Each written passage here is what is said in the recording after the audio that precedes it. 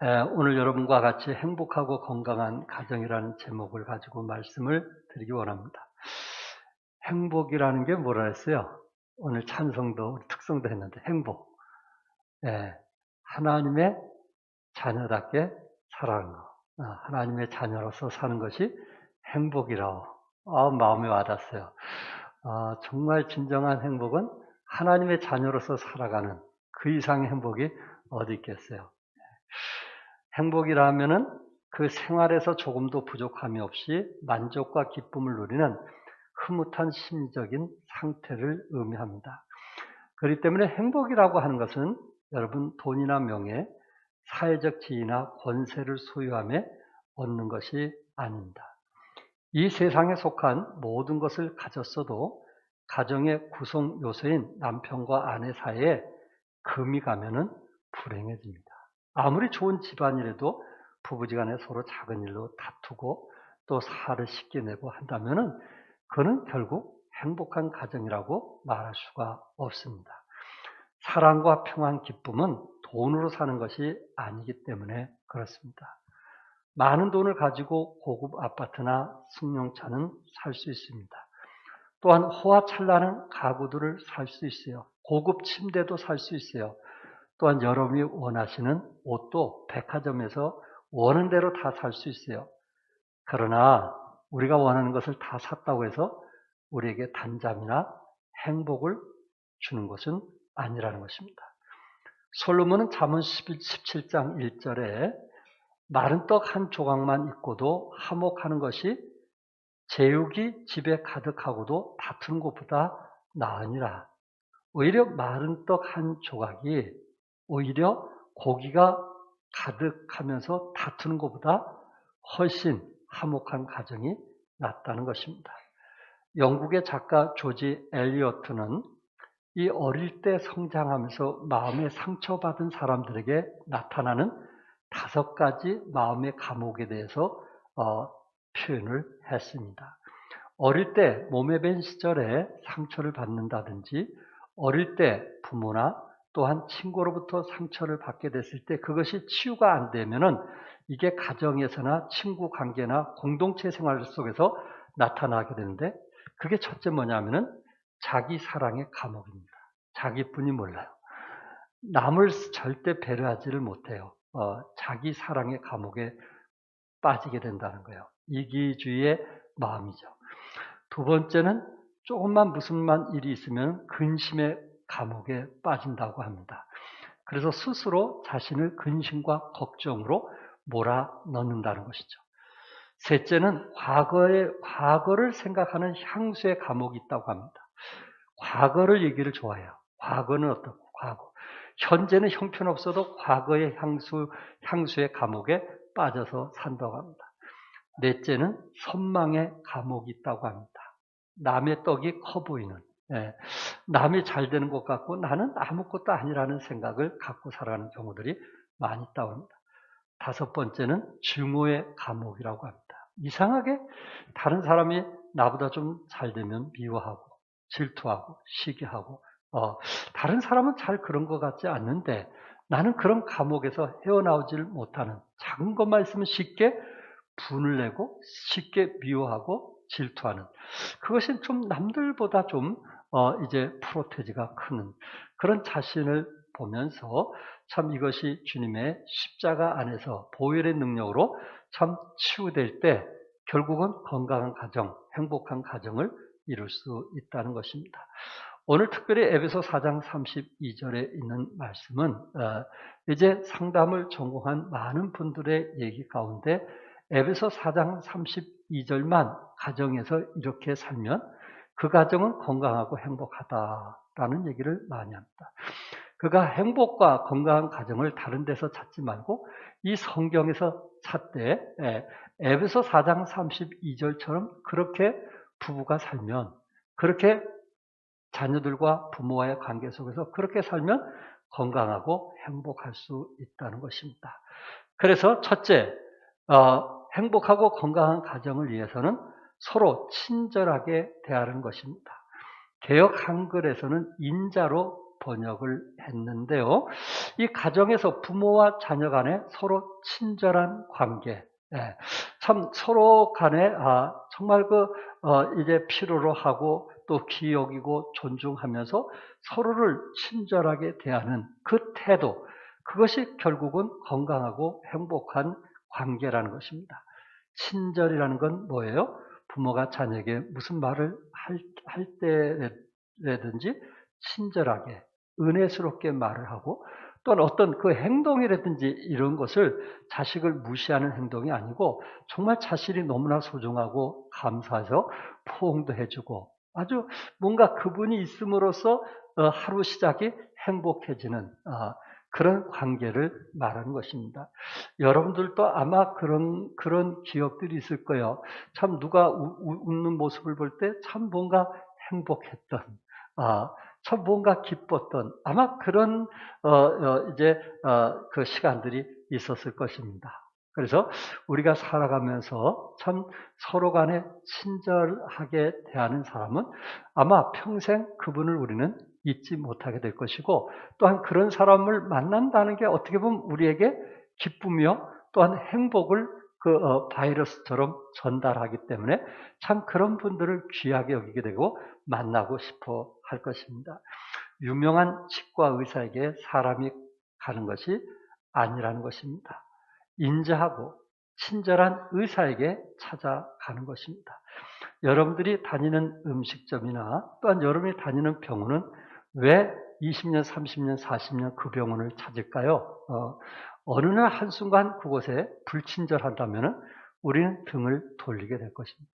우리가 그리스도 안에서 정말 친절하다 하는 것은 결국은 그 사람을 사랑하기 때문에 우리가 친절하게 대하는 거거든요. 그 사람을 사랑하지 않는다면 어떻게 친절하게 되겠어요? 우리 감정적으로 그분에 대한 사랑의 마음이 있기 때문에 그분을 대할 때 친절하게 대하고, 그리고 같은 말이라도 우리는 좋은 말을 하게 될 겁니다. 이 한동대학 이기복 교수님, 예수 믿는 가정이겠죠. 그런데 그 가정에 고등학교 다니는 딸이 있었습니다. 그런데 이 딸이 학교에 가서 시험을 공부하고 성적표를 가져왔는데 부모의 기대치보다는 훨씬 낮은 점수를 가지고 온 거예요. 그러니까는 이 교수님이 그래도 내가 명색에 예수 믿는 아버지로서 또 학생들을 기독교를 가르치는 교수로서 참 뭔가 잘 돼야 되지 않겠냐 하면서 그 점수가 떨어진 그 딸을 딱 포옹하면서 얘야 내가 너를 사랑한다 그런 거예요. 그러면서 두 번째는 뭐라냐면 얘야 나는 너 점수 보지 않는다. 나는 네가 점수에 관계없이 나는 너를 사랑한다. 그렇게 얘기한 거예요. 본인도 보기에 아주 멋있게 말한 거예요. 근데 그 다음에 또 시험을 보고 하는데 떨어진 거예요. 떨어진 거예요.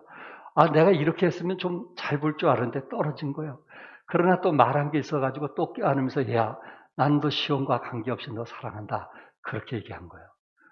그런데 세 번째 얘가 시험을 보고 집에 돌아왔는데 그렇게 웃으면서 좋아할 수가 없더라는 거예요.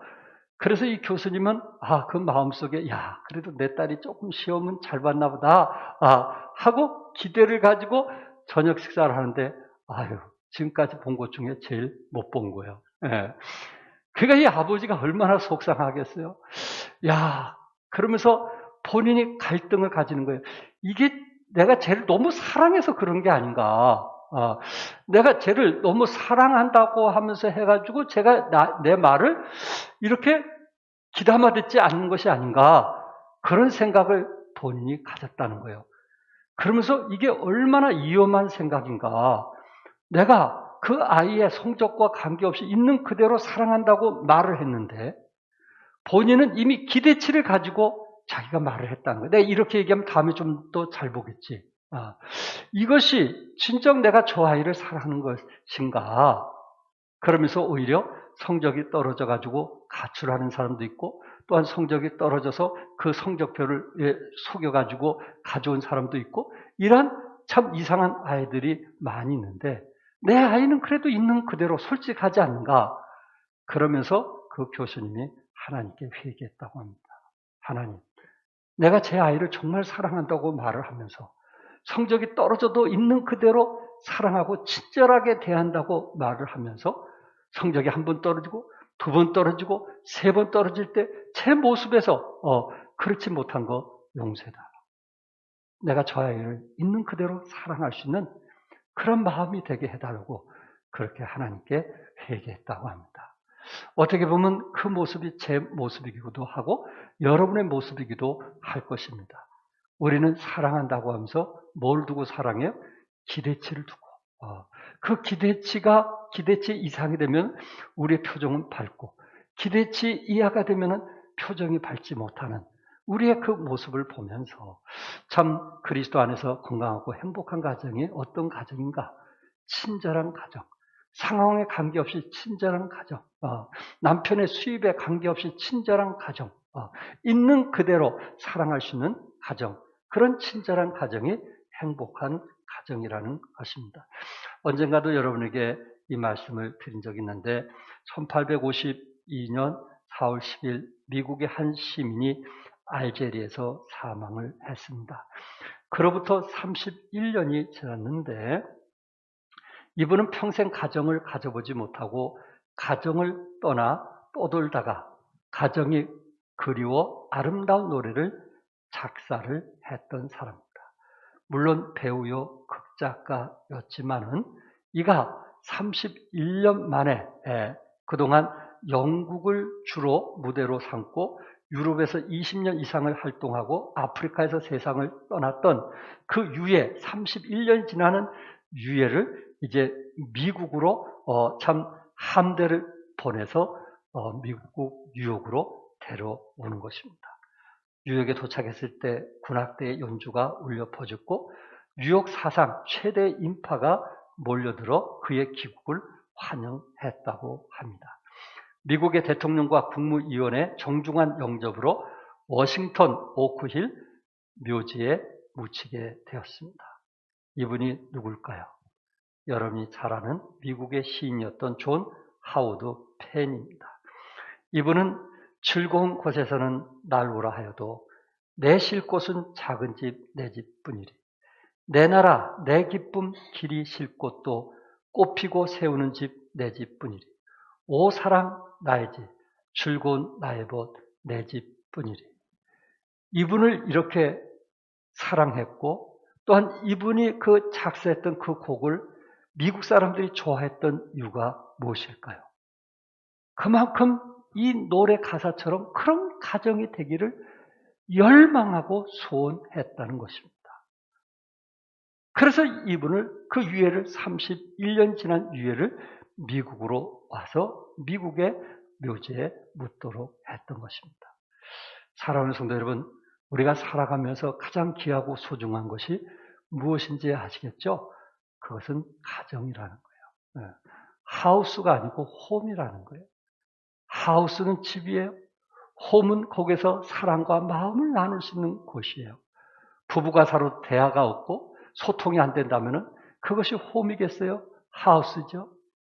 그러나 성경은 정말 그 홈이라고 하는 그런 건강한 집이 되기 위해서는 우리가 그리스도 안에서 서로를 친절하게 대하고 인자하게 대하고 서로를 사랑할 수 있는 관계를 말해주고 있습니다. 두 번째는 건강하고 행복한 가정을 위해서는 서로 뭐하게 여기라는 거예요? 뭐하게 여기라는 거예요? 불쌍히 여기라는 거예요. 불쌍히 여기라는 거예요. 불쌍히 여기는 마음이 있으면 그 가정은 행복하고 건강한 가정이라는 말입니다. 연민과 정을 가지고 대하라는 것입니다. 이 불쌍하다는 말을 쉬운 성경에서는 사랑과 온유함으로 번역했고요. 현대어 성경에서는 부드러운 마음으로 번역을 했습니다. 그러니까 가정에서 서로 부드러운 마음을 대하는 것, 불쌍히 여긴다는 것은 온유한 마음으로 대한다는 것, 서로를 귀히 여기고 서로를 소중히 여겨서 서로 간에 이렇게 불쌍히 여기게 될 때 상대방을 이해하고 또한 상대방에 대해서 관심을 갖게 되고 사랑하게 된다는 말입니다. 상담학 전공하신 이 송기론 목사님은 부부를 실과 바늘의 두 악장이라고 표현을 했습니다. 그러면서 길고 긴 연주나 연극을 할 때 인터미션을 하게 되는데, 인터미션이라는 말은 공연 중간에 갖는 휴식 시간을 말하고 있습니다. 영화나 연극이나 뮤지컬이 그 시간이 2시간이라든지 시간이 길 때 일부가 끝나고 15분에서 20분 정도 휴식 시간을 갖습니다. 그 쉬는 시간에 불협화음을 막기에 느슨해진 악기를 조이고 연주할 곡을 흩어보는 시간입니다. 다음 연주를 위해서 몸가짐을 추스리며 무장할 시간을 말하는 것입니다. 이처럼 가정의 달이 무엇입니까? 부부지간에, 가족간에 이 가정의 달을 맞이해서 서로의 그 결혼 생활을 한번 돌아보고 이루하는 중간 마디가 필요하다는 것입니다. 긴 세월, 20년, 30년, 40년 긴 세월을 살아오다 보니까 때로 권태증이 일어날 수도 있고 또 서로 이상하게 미워지고 또 가까이 하는 것도 싫어지고 그럴 때가 있다는 거예요. 느슨해진 악기를 조이고 연주할 곡을 흩어보는 그런 시간이 필요하다는 거예요. 그럴 때 상대방에 대해서 이해하고 한평생 정말 가정을 위해서 희생하고 수고한 아내가 고맙기도 하고 감사하기도 하고 눈물 나기도 하고 그래서 다시 정말 불쌍히 여기고 그리고 다시 그 첫사랑이 회복되는 그런 시간들이 우리에게 필요하다는 것입니다. 여러분, 한 가정을 이룬 부부 정말 서로 간에 얼마나 귀한지 아시겠죠? 또한 자식들을 위해서 20년, 30년 그 이상을 희생하고 수고하면서 정말 자신을 위해서는 살지 아니하고 자식을 위해서 평생 살아왔던 아름다운 부부 얼마나 소중하고 값지고 귀합니까? 그런 것을 한번 생각해 볼 수 있는 그런 생각을 갖게 될 때 불쌍히 여기는 마음을 갖게 되고 더욱더 우리 마음속에 사랑하는 마음을 갖게 됩니다. 또한 여러분 자녀는 어떻습니까? 어머니가 자녀를 낳기 위해서 어떤 희생과 수고를 했습니까? 내가 저 자식 낳기 위해서 이렇게 희생과 수고를 했는데 그 자식을 볼 때마다 불쌍히 여기는 마음, 그들의 필요를 위해서 또한 기도해주는 어머니의 마음, 이런 것이 생기게 됐을 때 그 가정은 더욱 건강하고 행복한 가정이 될 수 있다는 것입니다. 유대인들은 건강하고 행복한 가정을 위해서 저들의 표현은 싸들고 다닌다라는 표현을 하고 있습니다. 싸들고 다닌다. 어떻게 유대인들이 세계에 영향을 미치는 그런 가정이 될 수 있을까? 그들은 철저하게 싸들고 다니기 때문에 그렇다는 것입니다. 유대인들은 이 싸들고 다니는 것이 5가지가 있는데 첫째는 고향의 흙을 싸들고 다닌다는 것입니다. 정확히 1900년 이상 그들은 나라를 잃게 되었지만 그러나 항상 이스라엘의 그 흙을, 가나안 땅의 그 흙을 항상 기억하면서 살았다는 거예요. 두 번째는 유대인들은 토라를 싸들고 다녔다는 거예요. 그들은 나라를 잃고 다녔지만은 항상 그 성경, 하나님의 말씀을 싸들고 다녔다는 거예요. 부모나 자식이나 성경은 뭐라고 말을 했는가? 그것이 표준이요, 기준이 된 거예요. 각자의 생각을 묻는 것이 아니고 성경은 뭐라고 말을 했는가? 그래서 항상 성경을 싸들고 다녔다고 합니다. 또한 세 번째는 뭘 싸들고 다녔어요? 1900년 동안 안식일을 싸들고 다녔다는 거예요. 자식과 부모 사이에 안식일, 철저하게 그 안식일을 1900년 동안 지켰다는 거예요. 그것이 쉬운 일이 아니거든요. 대를 거쳐서 자식들까지 안식일을 지키게 한다는 것, 그거 결코 쉬운 일이 아니거든요. 그런데 부모가 항상 자식들을 싸가지고 다니는 거예요. 그래서 안식일에 같이 동참하게 하고, 그리고 예배를 드리게 하고, 그리고 그 예배 속에서 지혜를 얻도록 했다는 것입니다. 이게 부모의 희생과 노력 없이는 그냥 되는 것이 아니라는 거죠.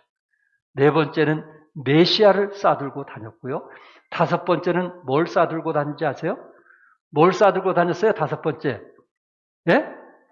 가정을 싸들고 다녔어요. 가정을. 여러분, 나라를 잃은 이제 이스라엘 백성들을 한번 생각해 보세요. 그래서 이스라엘 백성들은 나라를 잃었기 때문에 어느 나라에 가든지 항상 천대를 받고 살아왔거든요. 그래서 이 유대인들은 언제 쫓겨날지 모르는 거예요. 언제 다른 나라로 쫓겨날지 모르는 거예요. 그래서 유대인들이 가장 중요시 여겼던 것은 뭐냐면은 돈이나 또한 집이나 땅이 아니에요. 언제든지 그들은 쫓겨날 수 있기 때문에. 그래서 유대인들은 항상 피아노 같은 비싼 것을 중요시한 것이 아니고 피아노를 고칠 수 있는 기술을 터득했다는 거예요. 기술. 그 기술이 있으면 어디 가든지 먹고 사는 데는 지장이 없다는 거예요. 그런데 아무리 좋은 피아노가 있을지라도 그것은 다른 나라로 가져갈 수가 없는 거예요. 또 하나는 뭔지 아세요? 돈보다도 저들이 가지고 다니는 것은 보석이었어요. 보석. 보석은 아주 작으면서 값이 나가는 거예요. 그렇기 때문에 재산은 가져갈 수는 없어도 항상 유대인들이 가는 곳은 뭐예요? 보석을 가지고 가장 비싸고 값진 것은 유대인들이 다 갖고 있는 거예요. 왜? 그 나라에 나올 때는 보석만이 가지고 나올 수 있었기 때문에 그렇습니다. 이스라엘 사람들은 예를 들어서 아들이 군대 2년 동안 가 있는 동안 항상 그 밥을 차려놓은 거예요. 그리고 수저와 젓가락을 놓는 거예요. 그리고 아버지가 그 아들 돌아가면서 기도했는데 누구를 위해서도 기도해요? 군대 간 아들을 위해서도 끊임없이 기도한 거예요. 그러니까 누가 외출 나가도 그 자식은 그 밥상에 항상 밥그릇이 올려놓여진 거예요. 그 자식을 위해서 기도하고 있는 거예요. 그러니까는 항상 부모 마음이 자식들을 뭐하고 다녔어요? 싸가지고 다니는 거예요. 항상 싸가지고 다니는 거예요. 자식들을 위해서 끊임없이 기도했던 거예요. 그 어머니의 기도와 또한 그 가정을 싸고 다니는 그러한 부모의 마음 때문에 그 가정은 어떻게 보면 건강한 가정이 되었다는 것입니다. 여러분, 한국에는요, 60살이 넘은 여성들은요, 그분들끼리 서로 모였을 때 그들이 쉽게 하는 말이 남편이 없어서 너무 행복하다는 거예요. 남편 밥 주지 않고 우리끼리 놀러 와서 너무 좋다는 거예요. 꼭 남편 얘기를 해요. 예. 그러니까 60이 넘으면요, 남편이 없으면 여성들은 좋아하는 것 같아요. 행복한 것 같아요. 물론 일부분의 여자들만 그렇다고 저는 말하고 싶어요. 그런데 유대인들은 어떤 사상이었어요? 싸가지고 다니는 사상이었어요. 남편을 싸가지고 다니고 아내를 싸가지고 다니고 자녀들을 싸가지고 다니면서 항상 우리 가정은 하나라는 것을 저들은 보여줬고요. 이 싸가지고 다니는 거. 우리는 물론 마음으로 싸가지고 다니죠. 또 마음으로 자식들 귀한 거를 모르는 사람이 어디 있겠어요? 그러나 부모들은 자식들이 외출을 했다든지 군에 갔든지 어디 갔든지 항상 밥그릇을 올려놓고 그 자식들을 위해서 끊임없는 기도를 했다는 것입니다. 우리도 정말 싸가지고 다니는 그래서 한 사람을 잃게 됐을 때 그 아픔과 그 고통 말할 수 없는 그런 정말 슬픔을 여러분 기억하시고 함께 한다는 것이 얼마나 중요한 것을 기억하면서 건강하고 행복한 가정이 될 수 있기를 바랍니다. 그러기 위해서는 상대방을 어떻게 여기자고요? 불쌍히 여기자. 상대방에 대해서 늘 부드러운 마음을 갖자. 사나운 마음보다 무슨 마음을 갖자? 부드러운 마음을 갖자. 그런 말씀을 드리고 싶습니다. 여러분, 불쌍히 여기는 거, 부드러운 마음을 갖는 거, 그것이 진정 건강하고 행복한 가정인 것을 믿으시기 바랍니다. 끝으로 세 번째, 서로 용서하는 것입니다. 서로 살면서 용서 없는 가정은 사막과 같은 가정일 것입니다. 서로 이해하고 용서하는 가정은 오아시스와 같은 가정이 될 것입니다. 가정의 특징은 뭐 하는 거예요? 용서하는 거예요. 가정의 특징은 이해하는 거예요. 가정의 특징은 받아주는 것입니다. 가정에서 부부간에도 자녀간에도 용서하며 이해하는 가정이 되어야 한다는 것입니다. 그래서 우리는 서로 불편할 때 참 용서를 위해서 그렇게 간절히 기도하지 않나요? 하나님, 성령님 도와주세요. 용서할 수 있게 도와주고 이해할 수 있게 도와주고 있는 그대로 받아줄 수 있게 해달라고 우리가 기도하지 않습니까? 극동방송국 이사장으로 수고하시는 김장한 목사님이 사실 김장한 목사님 미국의 밥 존스 대학을 나오신 거예요. 밥존수가 우리 성서침례하고 거의 교리가 같거든요. 그런데 밥존수 이제 신학교에 다니실 때 룸메이트가 있었어요. 같이 공부하는. 그런데 그 룸메이트, 미국인 룸메이트와 같이 있다가 서로 좀 다툼이 일어난 거예요. 그러니까 이거를 며칠 동안 서로 말을 하지 않았다고 합니다. 근데 어느 날 보니까 그 친구가, 미국인이, 선물을 하나, 넥타이 하나를 딱 사갖고 왔고, 한쪽에는 쪽지를 하나 써갖고 와서 미안하다는 글을 남겼다는 거예요. 그럴 때 김장한 목사님이 그분이 실제적으로 그렇게 얘기한 거예요. 나는 지고 친구는 이겼다라는 말을 했어요. 나는 졌다.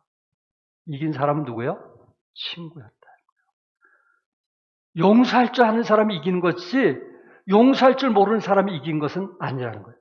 세상은 용서하지 않는 사람이 이기는 것으로 얘기하고 있어요. 그걸 왜 용서해? 뒤집어 엎지? 그 사람이 이기는 거예요. 그러나 성경은 용서하는 사람이 이기는 거예요. 이해하는 사람이 이기는 거예요. 받아주는 사람이 이기는 거예요. 어떤 사람이 승자예요? 부모와 자식 간에 누가 이기는 사람이에요? 용서하는 사람이에요? 용서하지 않는 사람이에요? 그래서 어머니가 자식보다 큰 거예요. 왜? 모든 것을 다 용서해 주기 때문에 그렇습니다. 이처럼 그리스도 안에 살면서 용서하는 것. 이것이 얼마나 중요한지 아시겠죠? 필립 N씨는 용서만이 비은혜의 사슬을 끊고 비난과 고통의 악순환을 중단시킬 수 있다. 비은혜의 사슬, 은혜를 모르는 그 사슬을 끊을 수 있고 비난과 고통의 그 악순환, 계속되는 비난, 그런 걸로 인해서 고통을 받는 그 악순환을 끊을 수 있는 것은 뭐라 했어요? 용서라고 했습니다. 우리가 용서하지 못하게 됐을 때 히브리서 12장 15절 같이 한번 읽어볼까요? 다 같이 시작. 너희는 하나님의 은혜에 이르지 못하는 자가 없도록 하고 또 쓴뿌리가 나서 괴롭게 하여 많은 사람이 이로 말미암아 더럽게 되지 않게 하며. 쓴뿌리 같게 되었을 때는요, 하나님의 은혜가 이르지 못하는 거예요. 그리고요, 쓴뿌리를 통해서 우리가 괴로울 뿐만 아니라 많은 사람이 이로 말미암아 뭐가 되냐면 더럽게 되는 거예요. 쓴뿌리 가진 사람이 더러운 거예요. 얼마나 무서운 말인지 아시겠죠? 쓴뿌리라는 것은 사람들이 마음속에 가지고 있는 예리한 상처를 말하는 거예요. 그런데 이 쓴뿌리를 내버려 두면 자라게 되고 결국 자신에게 질병과 마음의 병으로 많은 피해를 주는 더러운 것이란 말이에요. 쓴뿌리는 우리로 하여금 하나님의 은혜에 도달하지 못하게 하는 것입니다. 마음에 쓴뿌리가 있으면요, 용서하지 못하는 자신에 대해서 실망하고 좌절하고 무기력하게 되는 겁니다. 내가 이런데도 이럴 수 있을까? 내가 이런데도 교회에서 앞에 나설 수 있을까? 어느 순간 자신의 무기력함을 느끼게 되는 거예요. 그리고 배신의 상처 때문에 다른 사람도 믿지 못하는 불신적인 사람이 되어지고요. 그리고 내 속에 있는 미움의 그 한을 품고서도 겉으로는 웃어야 하니까 늘 가면을 쓰고 이중인격자로서 살아가는 경우들이 있다는 것입니다. 광부촌에 있었던 일입니다. 동네 아이들이 그 광부에서 일하는 자식에 대해서 왕따를 시키는 거예요. 그러니까 학교에서도 왕따를 시키고 이제 동네에서도 왕따를 시키고 그걸로 끝나면 얼마나 좋겠어요. 광부의 아들이라고 막 주먹질도 하고 그리고 형편없이 대하는 거예요. 그러니까 이 광부 아들로서 너무너무 화가 나는 거예요. 화가 나는 거예요. 그래서 화가 나서 그 광부들이 쓰는 그 다이아마이트, 아버지가 쓰던 그 다이아마이트를 몰래 훔쳐와가지고 가슴에 딱 두른 거예요. 그리고 학교에 가서 친구들에게 성냥을 딱 친 거예요. 그리고 너 죽고 나 죽자 그러는 거예요. 너 죽고 나 죽자인 거예요. 그가 애들이 어떻게 되겠어요? 그 반 애들이 다들 피신한 거예요. 그런데 여기서 중요한 메시지가 뭔지 아세요? 애들이 이제는 무서워서 걔를 때리지를 못하는 거예요. 애들이 무서워서 그 앞에 가지를 못하는 거예요. 근데 중요한 건 뭐냐면은 친구가 없다는 거예요.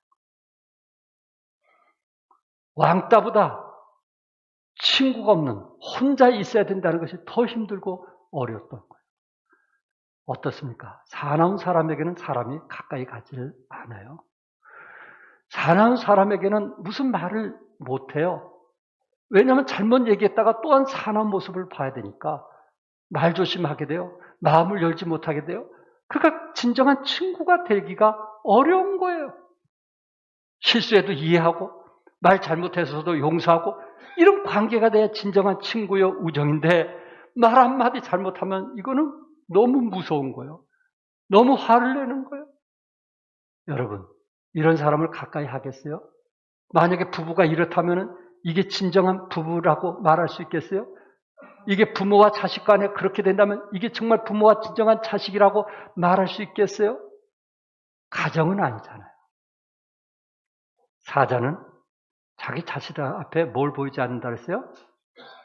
뭘 보이지 않아요? 사자는 발톱을 보이지 않아요. 사랑하기 때문에. 사랑하기 때문에. 오로지 자식들을 위해서 자식들이 배가 고플 때 자식들을 위해서 다른 짐승을 잡을 때나 발톱을 보이지 자식들 앞에서는 절대 발톱을 보이는 게 아니에요.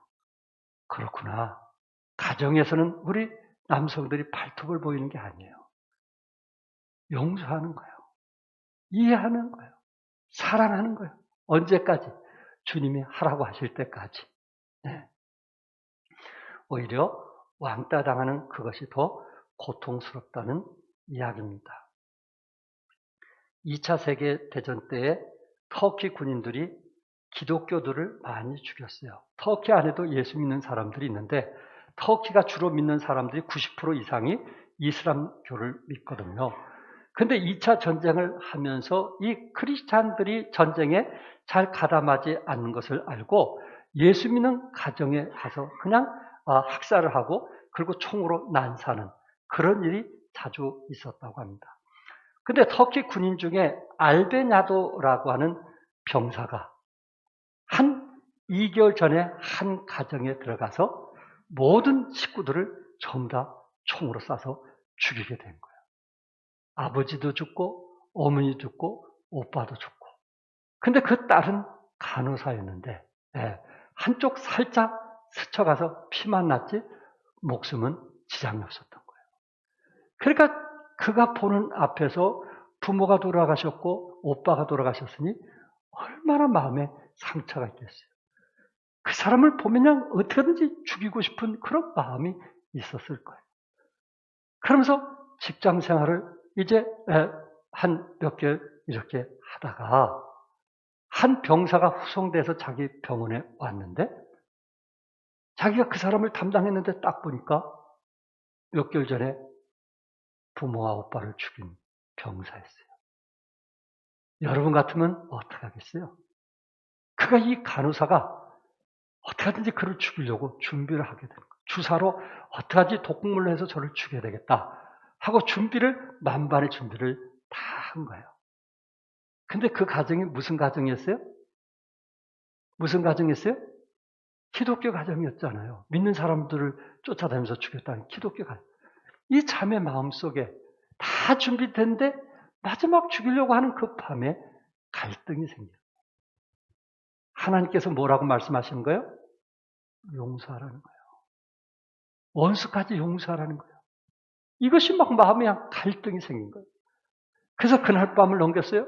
또 그날 밤에 또 하려고 그러는데 또 안 되고 또 안 되고 하면서 결국은 그 간호사였던 이 청년이 그 사람을 용서하기로 결심을 하고 치료를 해줬어요. 자기가 직접. 그래서 다 치료가 돼가지고 이제 그 사람이 정신을 딱 차려보니까 자기의 간호사가 아는 사람이었어요. 당신 몇 개월 전에 부모님 몇 개월 전에 어디서 살았냐고 물었더니 자기가 그 총살했던 그곳에서 살았던 자매였어요. 그래서 뭐라냐? 병사가 당신 나 아냐고 간호사에게 물은 거예요. 그러니까 간호사가 끄떡끄떡 거리는 거예요. 그러니까 더 놀랄 일 아니에요? 근데 어떻게 나를 살려줬냐고 물었어요. 어떻게 살려주냐?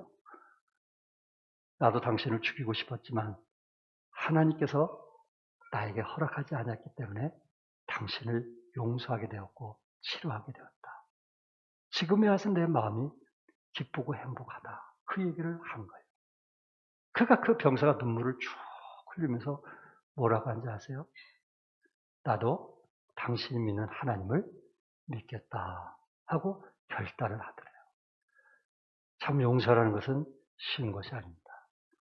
그런데 용서를 하게 되면 사람이 변화가 일어나요.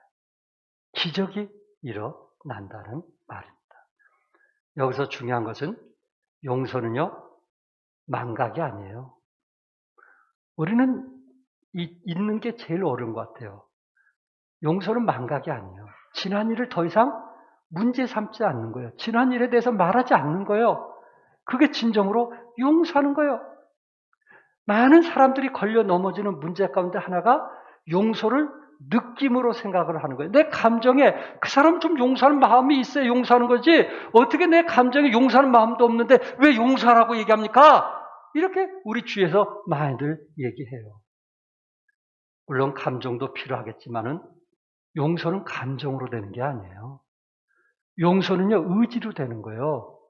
하나님께서 내가 너희들을 용서한 같이 너희들도 용서하는 그 말씀을 내가 그 명령에 순종하게 되는 거예요. 그 순종은 의지로 인해서 있는 것이지 감정으로서 되는 게 아니라는 거예요. 그렇지? 하나님께서 나에게 말씀했기 때문에 내가 순종해야 되겠다라고 믿음으로 결단할 때 용서가 되는 거지 내 감정이, 느낌이 용서할 만할 때까지 기다리는 거.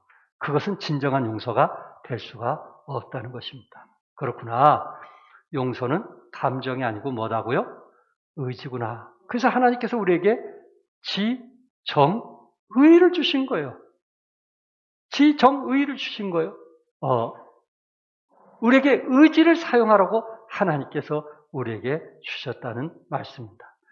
오늘 본문 32절에 보면 반복되는 단어 하나가 있어요. 서로라는 단어입니다. 이것은 용서의 객관성을 말하는 것입니다. 어떤 사람에게만 용서가 필요한 것이 아닙니다. 사실 용서는 저에게도 필요해요. 또한 용서는 여러분에게도 필요해요. 용서는 모두 다 필요한 거예요. 하나님이 그리스도 안에서 너희를 용서한 같이 하라고 말씀하신 것은 모든 사람에게 필요하다는 말씀입니다. 한 예만 동영상으로 보여드리고 마치려고 합니다. 이분은 현재 배우 신현준 씨입니다. 이분이 연세대에 나와가지고 지금 교수로서 일을 하면서 배우로서 활약을 하고 있습니다. 그 어머니께서 자기를 이루어줬던, 기도해줬던 그 어머니 때문에 자기는 지금까지 버티고 견딜 수가 있었고 어머니가 한 얘기 중에 그런 어려움이 너를 성숙하게 할 것이다 라는 그 말에 힘을 얻어서 지금까지 성장하게 됐다고 합니다. 지금 현재 54살인데요. 조영래 집사님 나이 정도인데 이분이 이제 어느 지역인지 교회를 아시아 쪽의 교회를 2군데를 지었다고 하고요. 그리고 캄보디아에 크리스찬 학교를 세워가지고 이건 자기 자배예요. 순수하게 학교를 세워가지고 캄보디아에 그 학교를 운영하고 있고 또 침례교회에서 성교부 쪽에 활동을 아주 하고 있는 형제입니다. 그리고 올해 3번째 딸을 낳았어요. 올해 늦둥이겠죠. 딸을 낳아서 이남 일녀를 둔 가장으로서 참 어머니의 기도가 헛되지 않았다는 것. 이분의 간증을 통해서 여러분 가정이 건강하고 행복하시기 바랍니다.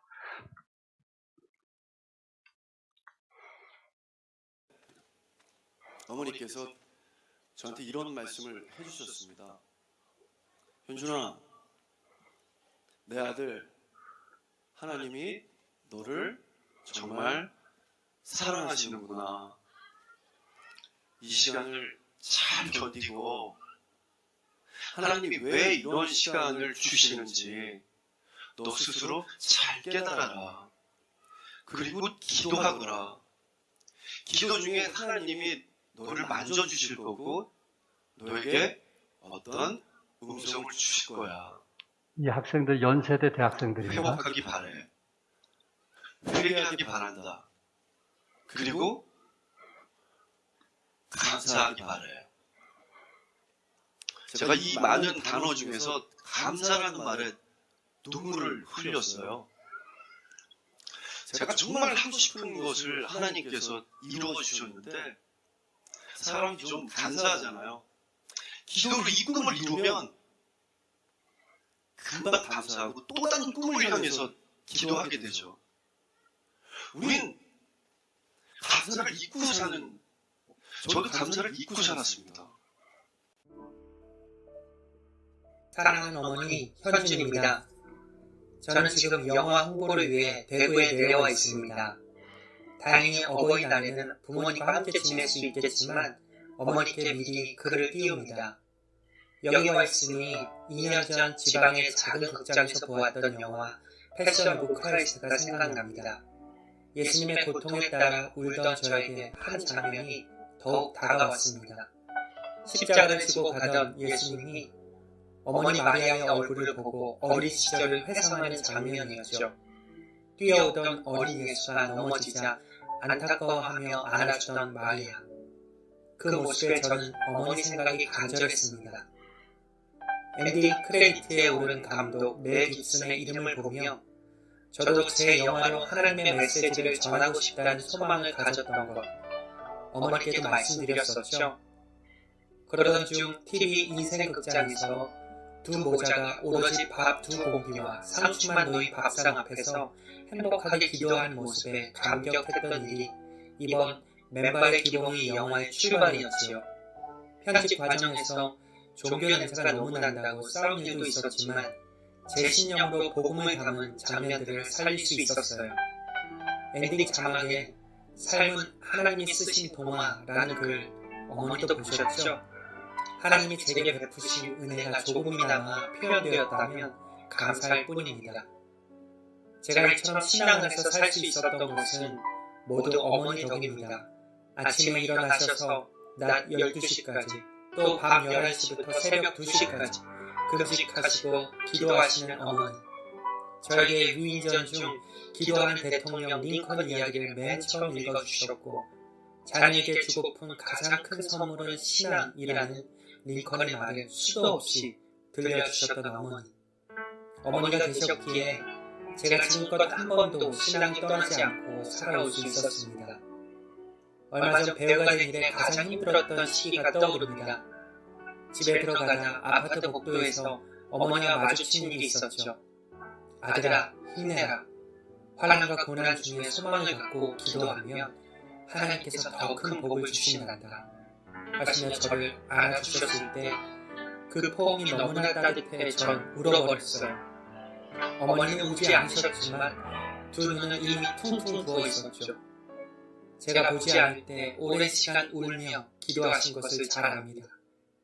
지금은 따로 살지만 제 식탁 위에 좋은 성경 구절과 기독 서적을 올려놓아 주시며 끊임없이 신앙의 동기를 부어주시는 것, 항상 기도해 주시는 것 감사합니다. 제 주변 사람들은 제가 이 나이에도 어머니께 엄마라 부르며 자주 전한다고 놀리곤 합니다.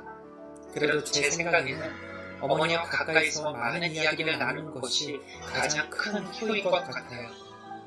요즘 점점 소년처럼 천진해지시는 아버지 어머니. 그 둥굽은 뒷모습을 보면 더 잘하지 못하는 저 자신을 반성하곤 합니다. 앞으로 더 노력할게요. 어떤 일이 있어도 신앙 안에서 살아가겠다는 어머니와의 약속을 꼭 지키고 좋은 아들, 좋은 배우가 되겠습니다. 사랑합니다, 엄마. 네, 저 내용 중에 어머니가 계시죠. 어머니가. 뭐 하는 어머니가 계세요? 기도하는 어머니가 계시죠. 그게 제 마음에 와닿는 거예요. 기도하는 어머니. 우리 자식들이 이제 영적으로 성장하면 이 기도하는 어머니가 얼마나 중요한지 알게 될 겁니다. 알지 못한 게 좀 답답하고 안쓰럽지만 우리는 그때까지 기다리시기 바라고 자식을 위해서 한 가정, 건강한 가정을 위해서 우리의 눈물의 기도가 결코 헛되지 아니하라고 주님의 이름으로 축복합니다. 기도하겠습니다.